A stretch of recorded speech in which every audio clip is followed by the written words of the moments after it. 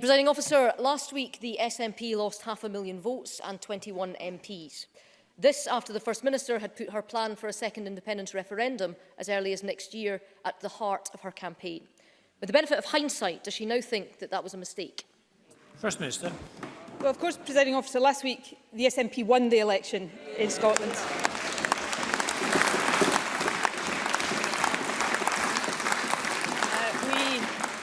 We won more seats than all of the other parties in this chamber put together. And of course we achieved that result having been clear in our view that the people of Scotland should have a choice at the end of the Brexit process. However, I have also made clear that I will now reflect on that position, not just in light of how people in Scotland voted, but also in light of what the election UK-wide now means for the Brexit process. And I will set out my views on that once I've had the time to properly consider the interests not just of my own party, but of Scotland as a whole. But, Presiding Officer, given the results of the election UK-wide, I think it is a dereliction of duty for Ruth Davidson or any other politician to be focusing only on what might happen at the end of a Brexit process and not on what is about to happen in just 4 days' time. On Monday, this hapless UK government is about to start a formal negotiation with the EU with no mandate for its hard Brexit position, no consensus, even within its own ranks, about what it is trying to achieve, let alone in the country more widely. In short, Presiding Officer, in just 4 days' time, we are going to be led off the cliff edge by a Tory government devoid of legitimacy and credibility and utterly clueless about what it is trying to achieve. That is the real and present danger to Scottish jobs, investment and living standards. So any politician with a national interest rather than just party interests at heart will be focused on trying to protect Scotland from a disaster that the Tories are in the process of leading us into, and that is what I am focused on doing. Ruth Davidson. Nicola Sturgeon talks about Scotland's national interest at heart. Well, Thursday's election was not the only test of public opinion in the last week. Today, fully 60% of people in Scotland say they don't want a second independence referendum, more than double the number who back one. Indeed, even a third of yes voters say they don't want a referendum. So it's a pretty simple question. In light of the election result last week, doesn't the First Minister think she should listen to them? First Minister. Well, of course, 62% of people in Scotland didn't want the Tory Brexit, but the Tories don't appear to be interested in listening to that. I've already said that I will reflect on all of these factors in deciding what, in my view, is the best way forward now, not just for my party or any party within this chamber, but for the country as a whole. That is the right and proper thing to do. But, you know, I don't think anybody in Scotland should be taking any lectures from the Conservative Party. Let's just recap for a moment on what the Tories have managed to do to the UK in the space of just 1 year.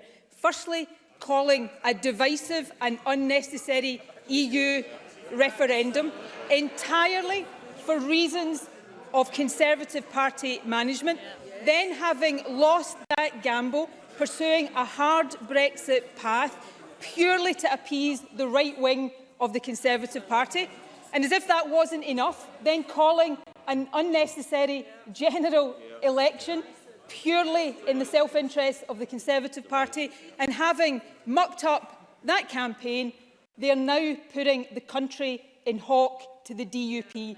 That's what the Tories have done in the space of less than a year.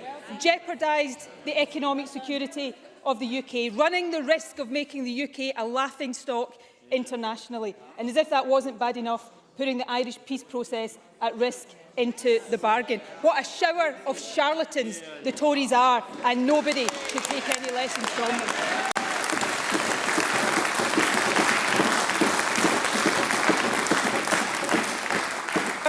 Ruth Davidson. It's the same every single time. Ask her for a referendum plan and she hides behind her Brexit bogeyman. Every single time.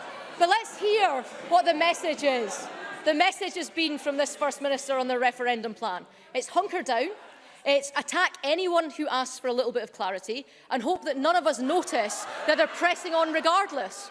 Well, we all remember what happened after the Brexit vote last summer. Within hours of the result, hours of it, the First Minister pounced to put a second independence referendum on the table. Yet this week, when independence is under threat, she suddenly insists it must be wrong to take a knee-jerk decision. Total double standards. Presiding officer, some of our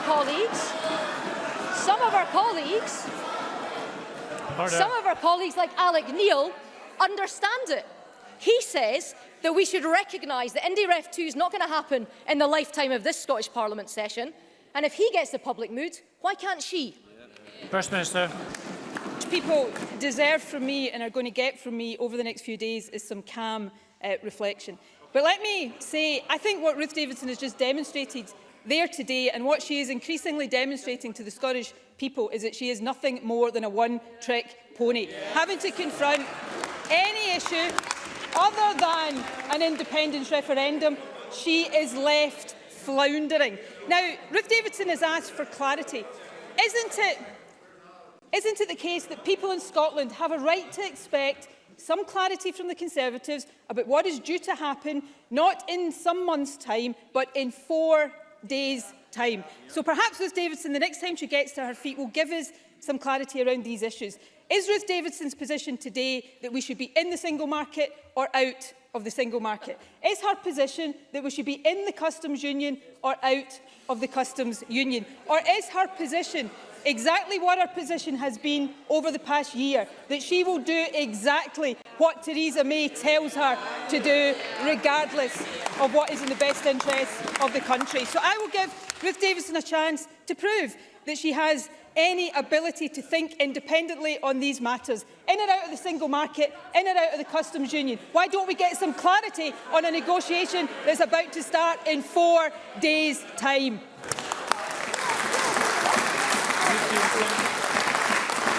Officer, I make no apologies for raising her referendum threat today, because given she won't talk to... Well, Order.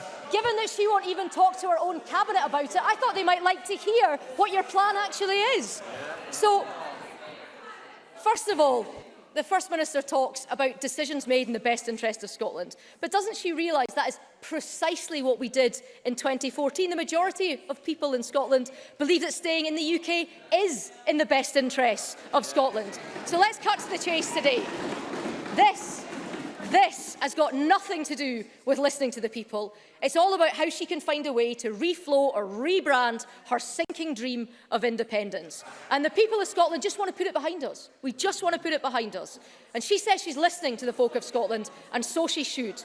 Her referendum isn't wanted, so will she ditch it now?